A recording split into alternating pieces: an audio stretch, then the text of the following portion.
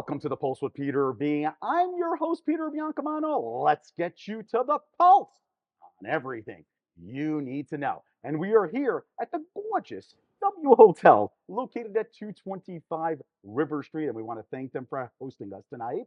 And today's show is sponsored by Rumble Boxing. Go visit our friends at 1202 Shipyard Lane and Rumble at your own pace. And also sponsored by New Jersey Appleseed, giving people a voice while getting others to listen. And the person to my right is definitely tired of listening to me, and he is a no stranger to the show. He is our good friend, third ward councilman and Hoboken mayoral candidate, Michael Russo. So good to see you, my man. How you doing, Peter? Absolutely. I'm doing fantastic. Good. And thank you for hosting us in here. It's No an problem. absolutely gorgeous space here, Michael. Michael, just today, Yep. as we're doing this filming, you released an affordability plan. Yeah. I was wondering if you want to tell the audience what that plan consists of. Yeah, so I think affordability in the city of Hoboken is really important, right? And that's not just about housing, but in a municipality, a lot of it really is contingent upon that housing. So making sure that housing is affordable for our entire city, right, across the socioeconomic scale. So we do a really, really good job on the lower end of the scale with our housing authority, making sure that we have those units available. We do a very good job as far as it comes to luxury housing in the city of Hoboken. And where I think we really missed the mark is that middle income and that workforce housing in the city. So we have a real clear plan as to how we're going to do that across the city, making sure that those that are working here have the ability to also live here. And why do you think Hoboken has kind of shifted from being a more blue collar or middle class town that it was, when you first started on the council about 22 years ago Sure. to today? Well, I think it's just an amazing city, right? And people are really starting to realize that. So the accessibility to New York, having people have the convenience of a very simple commute back and forth, is most certainly something that is always taken into consideration. It's a walkable city. We could get around town really easy, right? And those are the things. Those are the things that families want to see. They want to have that accessibility. They want to make sure that they're here and they're living their life in the best way that they can. So I think that's really the key as to why it's changed drastically over probably the last 20, 25 years. Absolutely. So we're almost a victim of our own success, Without correct? doubt. Without doubt. It's just insane. It really, really is. And Michael, affordability encompasses so much. Yeah. I live uptown on the water, and I go to, let's give you an example. I go to King's Supermarket. The prices are, 10, 15% higher than if I would go to ShopRite in the back of town and so Sure. on and so forth. Obviously, as mayor, you can't control, what Right. local businesses charge and so on and so forth. But that's the disparity you're talking about, correct? Yeah. And like I said, like we can't control the price of eggs, right? Right. We all understand that. However, what we can control is our taxes, right? So making sure that we're looking at the city in its entirety, taking the city government, reducing that top heavy city government that we currently have, making sure that we can run a city efficiently but effectively. Yeah. And that is all part of what Team Russo is about. We're going to look at the city in its entirety and make sure we're reducing that top heavy side of the city. Absolutely. And you grew up middle class, probably, probably a little lower than that, no offense. No, I none mean, taken. yeah, absolutely. And why do you think, what differentiates you, I should say, from your opponents because of the way you grew up in town in a working class neighborhood where you're from? Yeah, look, I've said this probably 1,000 times during this campaign. I'm not going to let any of my political opponents shame me for my upbringing. I'm not going to let them shame me for being a tenant in the city of Hoboken, right? I'm a renter, just like a lot of other people in this city, and I live with those same fears day in and day out. I have a family of six, right? I have 4 children at home, me and my wife. We have those same fears. What's going to happen with an increase in our rent? How are we going to absorb that? So by making sure the city is as affordable as possible, we get to really protect those families in the city, right? Yeah. We do that when it comes to taxes. We do that when it comes to our rents. We do that when it comes to spending money as a city, making sure we're not borrowing money time and time again. And that's all part of what the plan is for us going into the new year. Yeah, and I mentioned earlier that we're kind of a victim of our own success. However, shifting to public safety, I really think that, there's been instances where people exposing themselves in Church Square Park. Different people getting, vandalized and so on and so forth, property getting vandalized, I Yeah. should say. People getting, Hoboken has seen an uptick in these, I don't want to call them petty crime because all crime is bad crime, in my Sure, of opinion, course. if elected mayor, what is your public safety plan to give them more ease for people to just walk down their streets? Yeah, and look, I think I am the only mayoral candidate, and Team Russo is the only slate of candidates that has been talking very specifically about how we're going to address crime in the city of Hoboken. And look, I understand that most people do not think that there's massive assaults and massive murders and things like that. I get it. Right. That's not Hoboken. Hoboken is relatively safe. However, that uptick that you talked about is very real, and we're starting to see that across the city. Those are those quality of life crimes, right? Those are the simple assaults in the park. Those are some of our homeless population who are exposing themselves to children in our parks. Those are the petty thefts from the Amazon packages being stolen off somebody's steps, right, or in their buildings. Those are the things that we need to address immediately. And as mayor, it's on the forefront. It's part of our 100-day plan to make sure that our police department is getting that directive immediately so that we could address those things. We'll have more cops on the street. We'll have a permanent parks patrol. We'll make sure that our police are doing exactly what they need to do, and we're giving them all the tools, all the resources, and all the training that they need to fulfill that goal. And public safety encompasses so much, and it'll be a shame for me if I don't bring up the new cameras on Washington Street going after double parked cars. My parents own a small business. Sure. It hasn't been, gone to Uptown Hoboken, but they're concerned if somebody double parks, Yep. that, they're to come and pick up a sandwich, they're going to lose business with these cameras going around. Obviously, though, it affects people in bike lanes and, Sure. and pedestrians and so on and so forth. Where's the middle ground here? Yeah, and that's a great point, right? There always has to be this balance. And what the city did was we allowed a contract so that someone could come in, look at how our business district is performing, who's double parking, who's parking in our loading zones. And that was really the crux of the conversation. I am still a firm believer that there is no mechanism in the city of Hoboken. There's not one city ordinance that has been passed to allow for this automated enforcement. Wow. We don't have that mechanism. As a matter of fact, contrary to that, we have a very specific ordinance that the city passed to stop enforcement when it comes to traffic violations going through red lights. So we have, on one hand, we said we don't want automated enforcement, and on the other hand, the administration is now utilizing a city contract so that they can enforce. So I think it's more of a scare tactic by the. Because it could the be. first day that it was implemented on October 1st, just a few days ago, I took a stroll between 1st and 7th Street, and there was no cars double parked. Yeah, I mean, it could be. And honestly, I've asked for a legal memo from the city of Hoboken now 3 times since our last council meeting. I'm still awaiting that. Hopefully I'll get that before our council meeting tomorrow. But yeah, I don't think there's that mechanism, and I don't think that the city of Hoboken has any authority to issue any summonses using that automated means. And we're going to find out one way or the other. But yeah, there's some real concerns there. And if need be, then we make sure we reverse it, because I don't think that does anything to help our residents, right? Yeah. I mean, I just got a call the other day who one of our residents has an elderly mom, and it takes them about 5 minutes to get her out of the car. And 90% of the time they have to double park to do that, right? Or they have to pull into a bus stop, or they have to pull into a loading zone.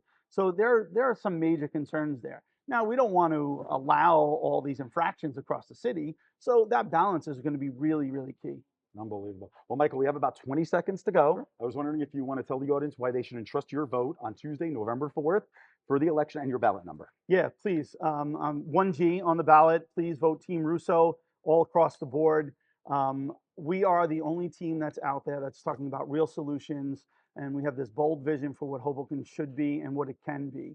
I think we differentiate ourselves across the board, because I don't think any other mayoral candidate is actually talking that specific about how we're going to achieve that. So hopefully everyone will come out, support Team Russo, Michael Russo 1G, and the entire city council team. Appreciate it. Councilman, Third Ward Councilman Michael Russo, Hoboken mayoral candidate. I will say I wish you were going to be on the show again, but I know you're going to be on the show again. I really, really appreciate it, and best of luck going forward. Thank you. Appreciate it. Absolutely. All right, folks, we will be right back.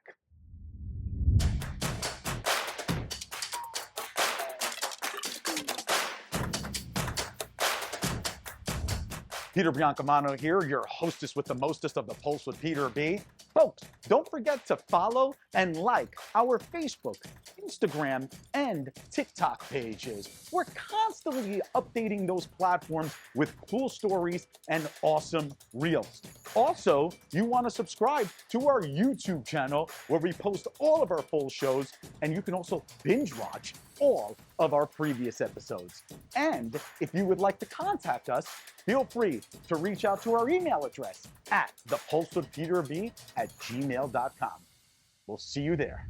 Welcome back. I'm your host with the most, Josh Sotomayor Einstein, on this segment of the Pulse Without That Bum, Peter B. And I'm so glad to be joined by Laura Waddell, the Public Health Director of NJ Citizen Action. Thanks so much for coming on. Thanks for having me. So, I guess, first, before we get into the different medical issues that NJ Citizen Action is discussing in the public forum, we should find out what NJ Citizen Action is about in your terms. Sure. So, New Jersey Citizen Action, we are a direct service and advocacy organization. We help people enroll in free healthcare enrollment, tax preparation services, housing, affordable first time housing and home buying, rental. We even have an oil group. And then on the advocacy side, we have our programs, Healthcare Mine, help. I say all things healthcare, but we have a workplace justice program, a consumer and financial justice program, and we do election work as well. Oh, very, very cool. Sounds very full throttle, so to speak, Mhm. the Yep, entire spectrum of different issues. exactly. So now focusing in on your forte, on your specialty, what uh, what are we talking about when we're talking about medical issues and healthcare? hmm Yeah, so the the biggest issue right now, of course, is all of the cuts that are coming from the federal government and impacting our health system, our uh, patients, and all corners of, I would say, of our healthcare system. And we're going to be seeing a lot of people lose their health insurance and become uninsured, unfortunately. And there is going to be an increase in medical debt, unfortunately. And so before all of this, Mhm. New Jersey had about 1.5 million people who were struggling with medical debt. And now that's going to skyrocket. And we're having to provide more information to people, try and get some resources out there, and really try and attack medical debt more comprehensively, I would say. Um, but yeah, that's just a little bit about what we're seeing there. Now, when you say that New Jersey has at least 1.5 million people struggling with medical debt, what do we mean? Do we mean that people have past medical bills that they can't pay? Do we mean that if there was a medical emergency that they couldn't afford to pay for it? Like, what? I'm just trying to define the term just so I understand better. Yeah, so medical debt is an involuntary debt. It's not something that anybody, asked for. It is something that came about because they got sick Mhm. or they were in an accident and they had to get medical care. And so, as a result of that, they have this, you know, perhaps huge medical bill from that. And because it wasn't expected, people have to figure out how they're able to pay it and if they're able to pay it. And so they are um, you know, saddled with this debt now that they have to worry about paying. And so that's what I mean by medical debt. It could be from hospitals, it could be from another provider, doctors, yeah. So, what sort of solutions are we talking about in this project from NJ Citizen Action? hmm Yeah, so we work with all of our healthcare work we do with and through our New Jersey for Healthcare Coalition. Mhm. And one of our work groups on the coalition is a medical debt work group that is co-led by New Jersey Appleseed. So they are a close partner and a longtime partner of the coalition and Citizen Action. And we are looking to at various ways in which to address medical debt. We believe that it takes a comprehensive approach. It needs to, the state needs to look at policies that will alleviate the current debt, prevent the debt from happening, um, also make healthcare more affordable by preventing it, need to um, keep the debt from going to court, Mhm. creating a court diversion program. We need to educate people more. Um, By court so, diversion, you mean like some sort of mediation or? yeah, that's exactly what I mean. So, we are working on um, legislation that can be introduced that would create a statewide program that would involve counselors that would be trained to help people to resolve their debt balances. And so, by doing this before this debt would be before a person could be taken to court for this, um, it really would lower significantly people who end up in court because of medical debt. Oh, it sounds very, very interesting. So, are there other concrete pieces of legislation that NJ Citizen Action is pushing for in this regard? So we are working on creating some legislative language as we speak, and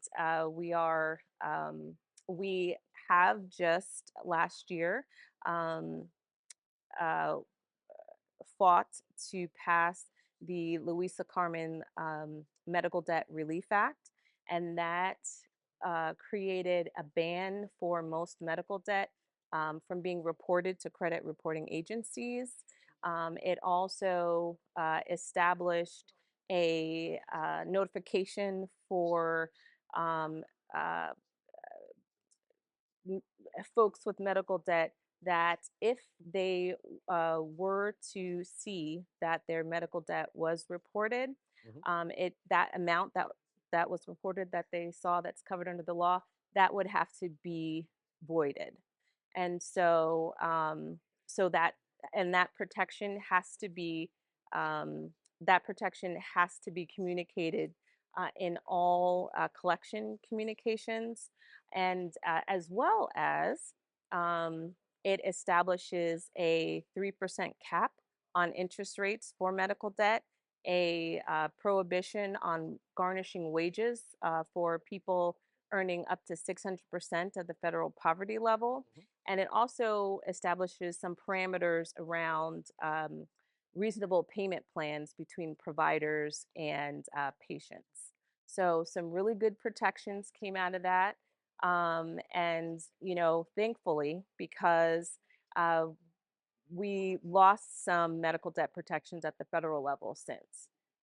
Now, we only have a little bit less than a minute to go, and I know people out there on TV lands and the interwebs. Where can they go if they want to find out more information? Yeah, thank you. So the coalition, the NJ Appleseed, New Jersey Appleseed, New Jersey Citizen Action has launched a website this over the summer. It is endmeddebtnj.org, and it is the only resource in the state that has all of the protections information that you'd want to know about medical debt, medical billing, how to navigate court cases, anything you might think you would want to know, especially gives examples of um, uh, replies to complaints and things of that nature. So it has a lot on the site. Well, that sounds terrific. I'm so glad that you came on. I hope you. that we can have you back another time in the future. It's been very informative. Thank you again. Thank you. Stay tuned. We'll be right back.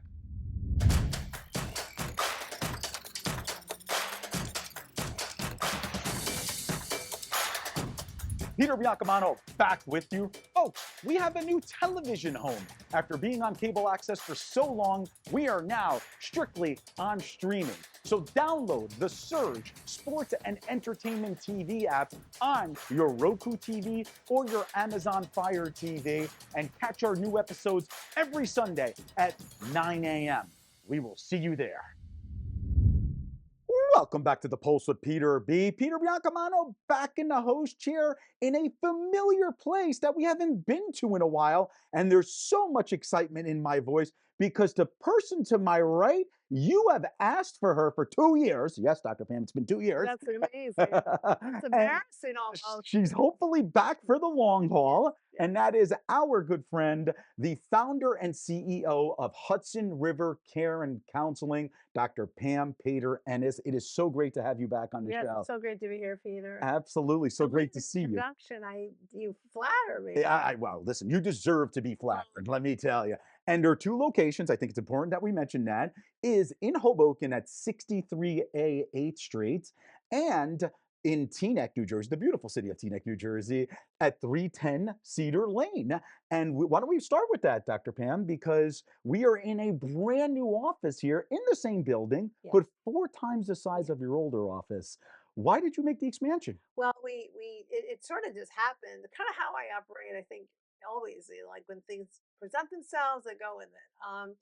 The space became available. It's literally across the hall from our old office, which we are, by the way, maintaining, but it's kind of like bare now. We're going to renovate it, I think, into a wellness center. But we'll talk more about that in the new year. At this point, we like Peter said, we have a 4 times bigger space. It's big enough where we have 6 therapy rooms, and we're going to have a somatic therapy room. We're going to have space for couples and families, and we're going to have a space for a play therapy room, which is where we are right now, but it's not decorated yet, so you can't tell. But we'll talk about that again in the new year too. Absolutely, and you knew to film with a man child and myself in a playroom, right? But Dr. Pam, it's important for the audience to know, I guess, some of your like older services that you currently still offer, Yes, everything's and your the new same. services. Yeah. So yeah, so what type of services? Well, basic things are we work with individuals and families and couples, both in the Hoboken and the Teaneck offices, and we're adding on. We've always done some play therapy, but we really want a room. We need a room to really where therapists are trained. It's a whole different genre in a way working than that. Actually, I don't have training in.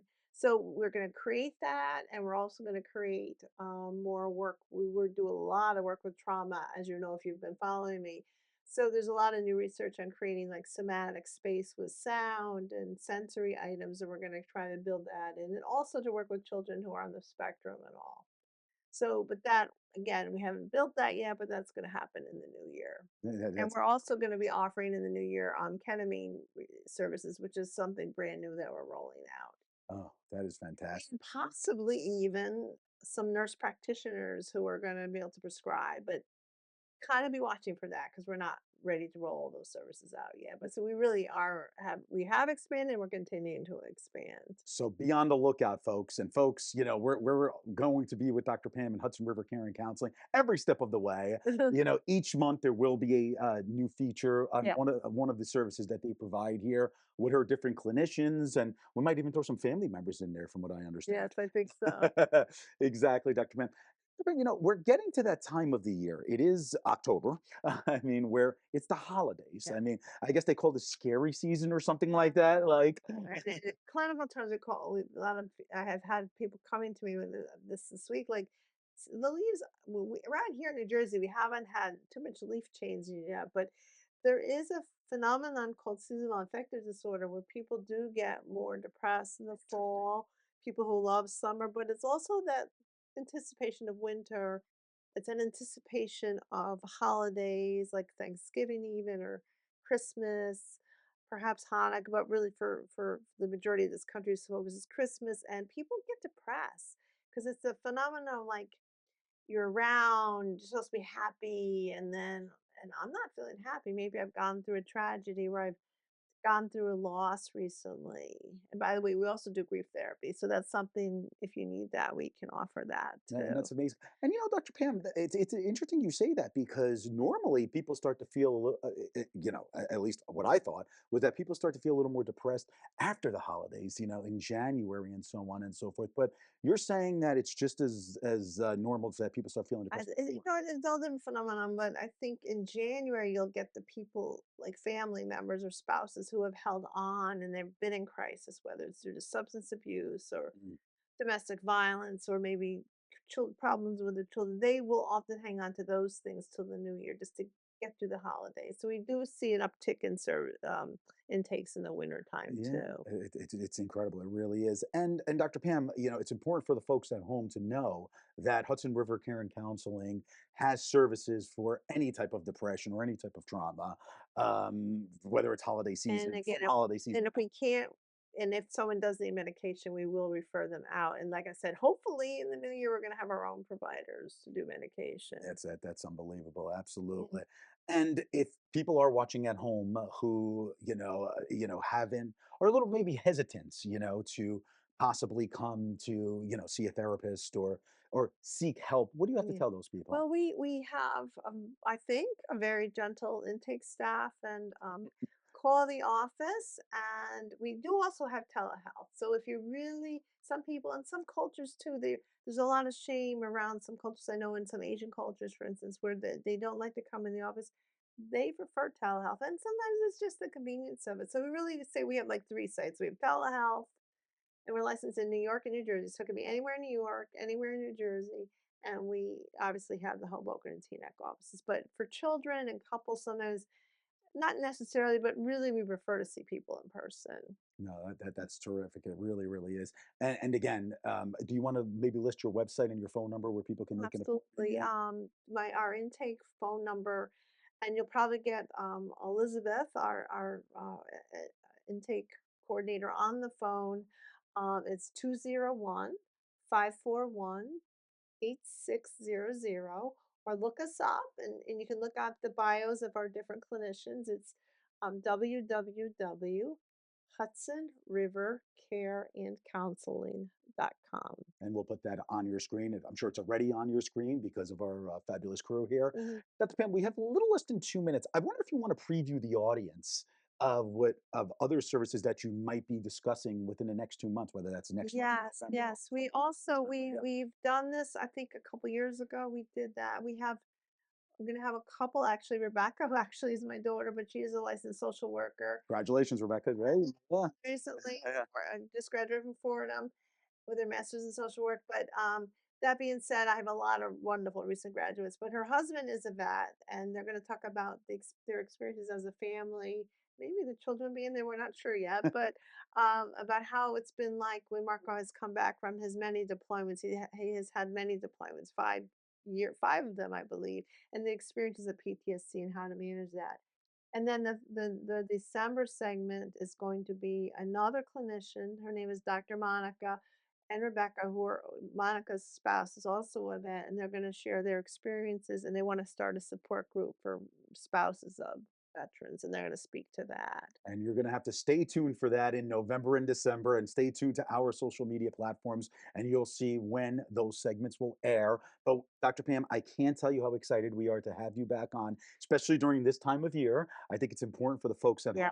to know that there is a place in Hudson River Care and Counseling where you can come and just talk, right? I mean, that's Yes. basically what it is. And if you aren't ready yet, just call and pick our brains. Like see what we can Exactly. all. We don't have to commit to anything. We do take all major insurances, Good point. Yep. and Medicare. And if you want to pay out of pocket, that's fine too. But we do take most major insurances. Thank you again. Dr. Pam Pater-Ennis, the founder and CEO of Hudson River Care and Counseling. We look forward to seeing you on future shows. It's great to see you again. It's so great to see you, Peter. Absolutely. Thank you for your time. I really appreciate it. All right, folks, join us next week for The Pulse on everything you need to know. I'm Peter Biancamano. I hope you have a great week, everybody.